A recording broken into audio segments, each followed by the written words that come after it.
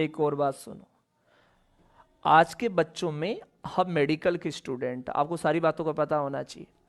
आज के पुरुषों में और आज के बच्चों के अंदर यहाँ जब टेस्टिस के अंदर शुक्राणु बनते हैं तो यहाँ बन करके इस पाइप के माध्यम से जा रहे हैं, दिखाया गया इस इमेज में। इसको क्या बोला? अच्छा, ये जो जितना ब्रह्मचर्य रहता है इंसान, या जितना सेक्सुअली लाइफ से दूर होता है, तो यहाँ बनता रहता है, स्टोर होता रहता है।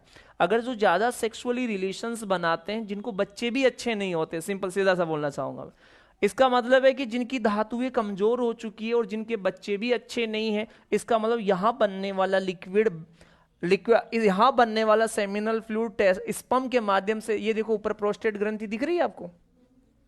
मैं कहूं वीर्य किससे बनता है, कोई पूछे सीमन किससे बनता है पुरुषों के अंदर, तो सीमन बनने के लिए टेस्टिस में शुक्राणु बनते हैं, और उसको मिक्स करने के लिए एक सॉल्यूशन चाहिए, कौन सा? प्रोस्टेट ग्लैंड का सॉल्यूशन। ये कैसा होता है? एल्कलाइन होता है। कैसा होता है? इसलिए स्पर्म का पीएच कैसा होता है? सीमन का पीएच एल्कलाइन होता है। इसमें प्रोस्टेट और स्पर्म ये दोनों मिलकर के सेमिनल फ्लूइड बनता है, इन तीनों का मिश्रण जाकर के सीमन बनाता है। इसका मतलब जिन पुरुषों के अंदर टेस्टिस के अंदर शुक्राणु तो बनते हैं और आगे जा ऊपर जाते हैं, और इसी पाइप के माध्यम से बाहर की तरफ आ जाते हैं जब जब भी सेक्सुअल रिलेशन होता है। लेकिन कुछ पुरुषों के अंदर ये बिना ही सेक्सुअल रिलेशन ही पेशाब के साथ में बाहर आता है।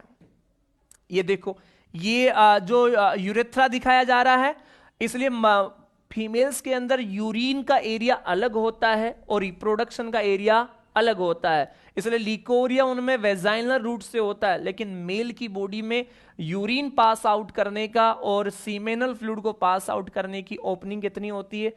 ओनली वन होती है। इसलिए इस प्रकार के इन पेशेंट्स के अंदर जब स्पर्म बार बार सेक्सुअली रिलेशन बनाया जाता है तो ये लिक्विड फॉर्म में होने की वजह से ऑटोमेटिकली बहने लगता है, और बह करके किस रास्ते से आता रहता है? हाँ, ये यूरिन जब पास आउट करता है पेशेंट, तो उसके साथ में बाहर क्या आने लगता है? ये सेमिनल फ्लूइड भी बाहर आने लगता है, जिसको आज के मार्केट में धात की बीमारी बोला जाता है, कि धातु गिरने लगा। ये महिलाओं में भी होता है और ये पुरुषों में भी होता है।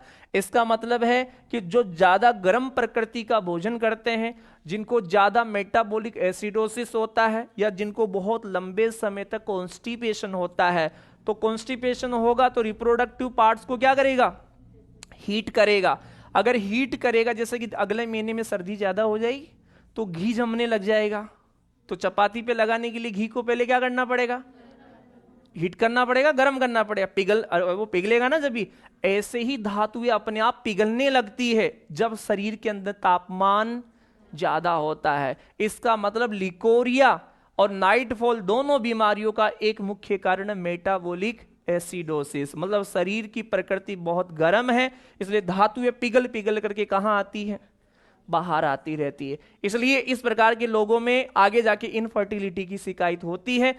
इस वीडियो में क्या दिखाया जा रहा, अब सुनो और समझो। यहां भी, यहां स्पर्म बनता है, इस रास्ते से स्पर्म आता है और इस रास्ते से बाहर की तरफ आता है। हम चाहते हैं कि इस रास्ते को बीच में से क्या कर दें, इनका कनेक्शन काट दें।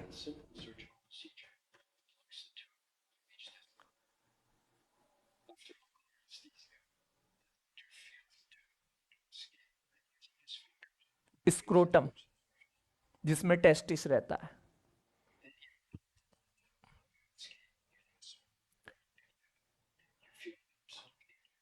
इसने किसको होल्ड किया है? वॉस, वेरी गुड।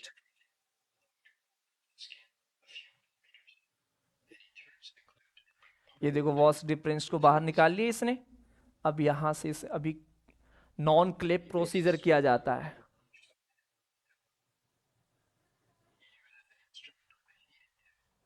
ये दोनों तरफ एक एक कट अप्लाई करेगा। अब इस टेस्ट से शुक्राणु स्पर्म जो आते हैं वो इधर नहीं आ पाएंगे फिर।